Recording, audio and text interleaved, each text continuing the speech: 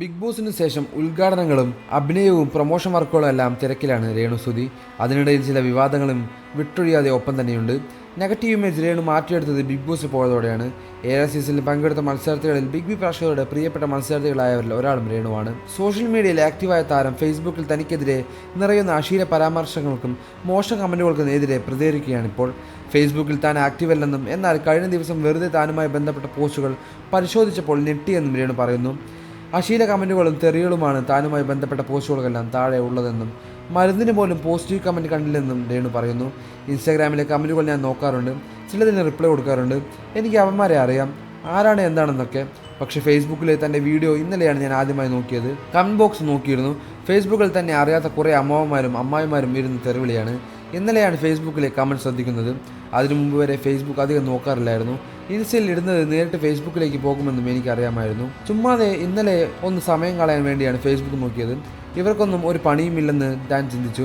എന്നെ ഒട്ടും അറിയാതെ മനുഷ്യർ തെറിയോട് തെറിയാണ്. നിങ്ങൾ ആരെങ്കിലും ഞാൻ വന്ന് എന്തെങ്കിലും ചെയ്യുന്നുണ്ടോ?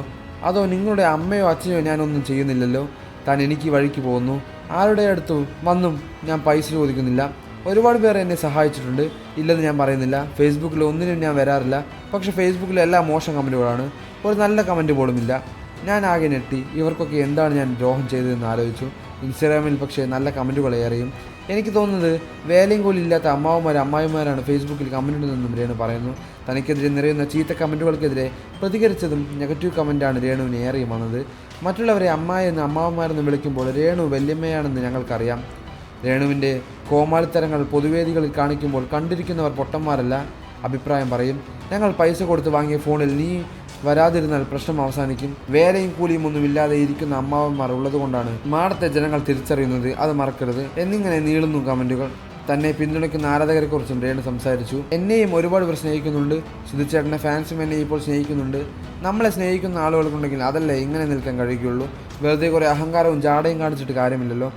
അവരെ ഫാൻസ് എന്ന് ഞാൻ പറയാറില്ല, എൻ്റെ ഹൃദയത്തിലെ സ്നേഹിതർ എന്ന് വിശേഷിപ്പിക്കാനാണ് ഇഷ്ടമെന്നും രേണുസുതി പറഞ്ഞു. കൂടുതൽ വാർത്തകളും വിശേഷങ്ങളും ഈ വീഡിയോ ലൈക്ക് ചെയ്ത് ചാനൽ സബ്സ്ക്രൈബ് ചെയ്ത് സപ്പോർട്ട് ചെയ്യുക.